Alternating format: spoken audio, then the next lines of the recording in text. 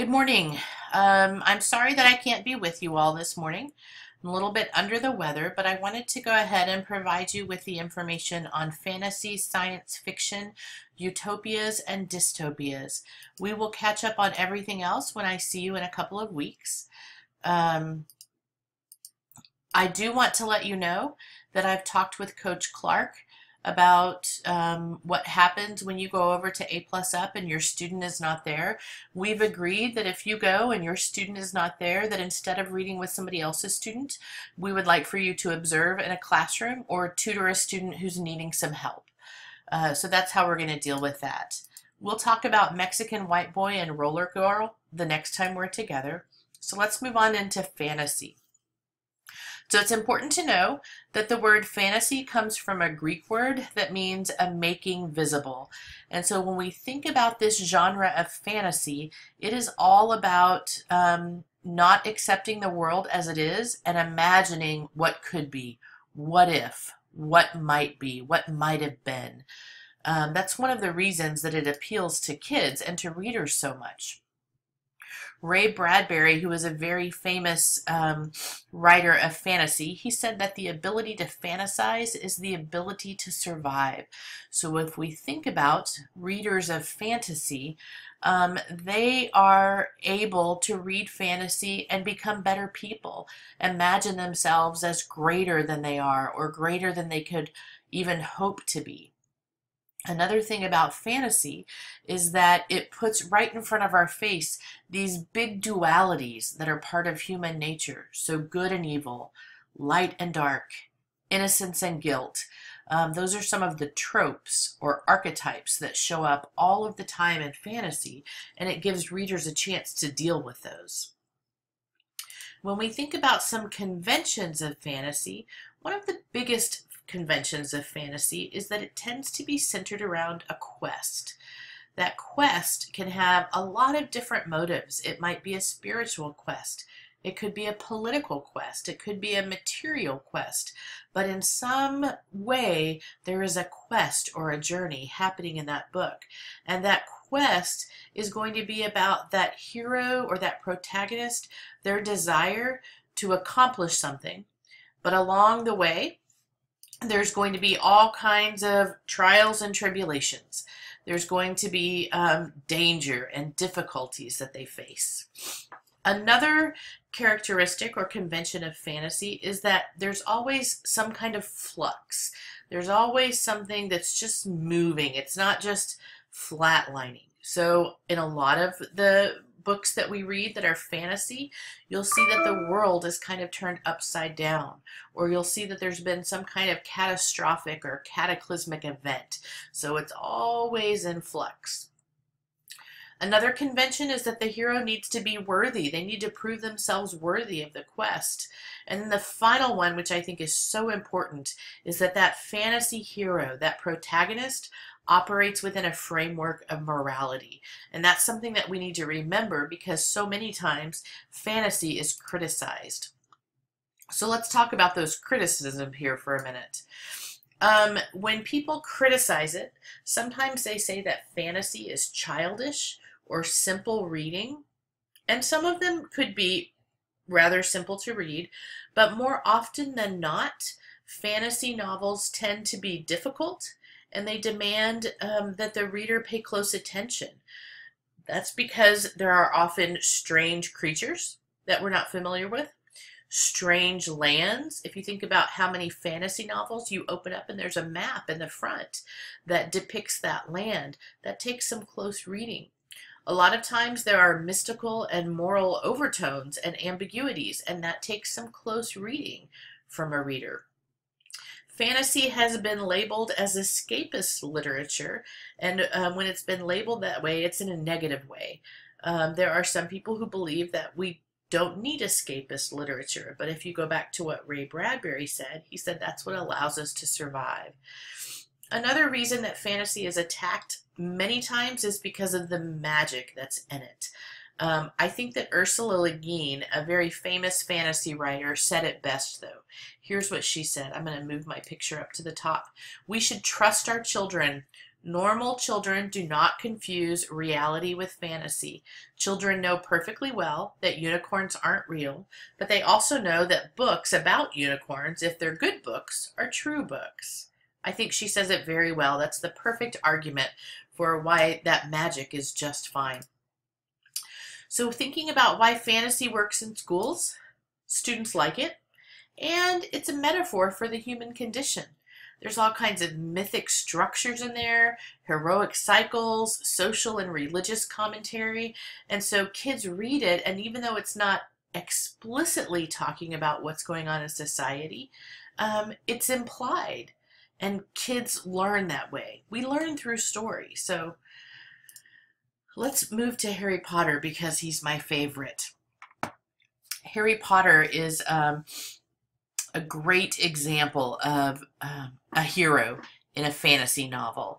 And he has been so popular with kids since they came out, with adults too. So if we think about why he's so popular, he's a remarkable character. He's kind of hard to dislike. I have on the slide he's impossible to dislike, but he's pretty hard to dislike. He's an apt student of magic, so he's a good student. He's athletic. He's a fighter.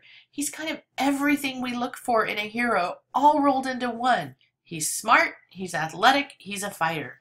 He also has friends that are attractive to readers.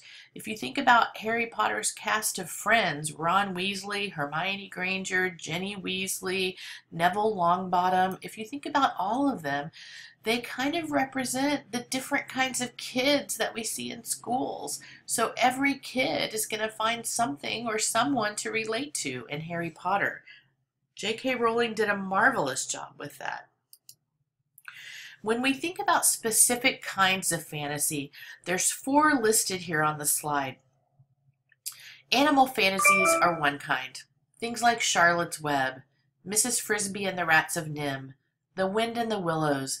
They're fantasies in which the animals act and talk like human beings. Okay? The next one, and I always stumble over this word, fantasy and imagination. Those are tales from Wales, from the country of Wales. They're Welsh tales, and they deal with Celtic legends and myths and personalities. King Arthur stories, that's another specific kind of fantasy. If you think about King Arthur stories, there's so many of them. There's Sir Gawain and the Green Knight. There's the Once and Future King. There's the Sword and the Stone, the Mists of Avalon. Lots of fantasies out there that somehow touch on that Arthurian legend. And then the last bullet says fantasy and other worlds. The most common that fit there are those that involve dragons. If you think about Christopher Paolini's series that was popular about 8 or 9 years ago, Aragon, that's classic fantasy and other worlds. That's very classic kind of subgenre. So let's move on to science fiction because it's very closely linked to fantasy. So Orson Scott Card, who is the author of Ender's Game, many of you have probably seen that movie, here's what he said. He said, the difference between science fiction and fantasy is a matter of rivets versus trees. If the cover of a book shows trees, it's a fantasy. But if it shows rivets holding pieces of metal together, then it's science fiction. Kind of makes sense. Not such a bad definition. But when we think about science fiction, the main requirement for good science fiction is that the technology in science fiction has to fit into natural laws. Okay, that means that the reader has to be able to believe that that whatever is happening in the story is possible or plausible. That's that whole idea that we talked about a couple of weeks ago, that literary device of verisimilitude. It has to be plausible. Isaac Asimov, another very famous writer of science fiction, he said that the best kind of sci-fi involves science. And he talked about time travel a lot. His books dealt a lot with time travel, and he said, we know it's not possible, but it sure is a great plot gimmick. It's hard sometimes for us to think about time travel and not imagine, wonder about it. Is it possible? So when we think about why science fiction appeals to teens, there's several reasons. Number one, it's exciting. Think about the Hunger Games, how exciting that book is. Another reason is that science fiction writers, they don't write down to their audience. They don't dumb it down. They put it all in there for the readers. And what that means is that anybody can read imaginative fiction and not feel like they're reading kids stuff. There's so many adults out there who read science fiction that might have been aimed at teens, but it's not dumbed down. And so adults feel like they can read it too. It also puts real heroes in front of the readers. And those are readers who sometimes find their own world absent of anything that's heroic or worth admiring. So it gives them heroes to look up to. When we think about different types of science fiction, there's several listed here. Wild adventure stories. There's usually going to be some kind of sociological or environmental concern embedded within that story. Stories about time travel, just like Isaac Asimov said. Stories about mad scientists or science gone bad. Think about I, Robot. What if stories. What if this happened? Cyberpunk is becoming more and more popular with the pervasiveness of technology. So cyberpunk is going to deal with technology and the power of communication. And then humorous science fiction. I always think about The Hitchhiker's Guide to the Galaxy when I think about humorous science fiction. So kind of a subset of both fantasy and science fiction is what are called utopias and dystopias. And dystopian novels have become hugely popular since the publication of the Hunger Games. Utopian and dystopian novels aren't really science fiction or fantasy, but they have characteristics of both. So they're kind of a mashup. They kind of overlap them.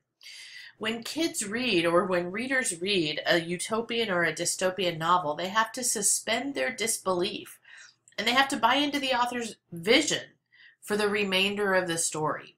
Okay? They tend to be set in the future, and generally technology has been a catalyst for establishing the conditions of that story. Technology has been involved somehow. And then once that situation or that context is established, the author tends to focus less on the technology, and they begin to focus more on the sociological, psychological, or emotional aspects of the story. So technology will end up taking a back seat, and the author starts to explore some other issues within the context of that book. When I see you next week, not next week, when I see you in 2 weeks, I'm going to bring in a sampling of science fiction and fantasy, and we're going to be browsing through it. But for now, what I want you to do is take notes on this lecture so that you have that information. So for next week, review your notes from today. Continue reading with your scholar. You have lots of opportunities between now and when we meet again to go read with your scholar. Quiz 3 was scheduled for next week, but since we're not going to be meeting face-to-face, I've moved it to October 31st.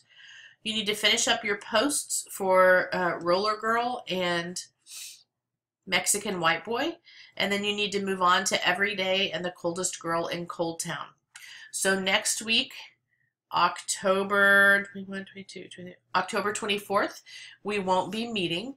I will be traveling from Phoenix to Oklahoma City from a conference to move in Phoenix to Oklahoma City to get my mom moved. So you won't have any assignments for logging on next week. Use the time wisely. Use it to read your required books and to go read with your scholar. You guys have a great Wednesday, and thank you for understanding that I couldn't be there today. I appreciate it.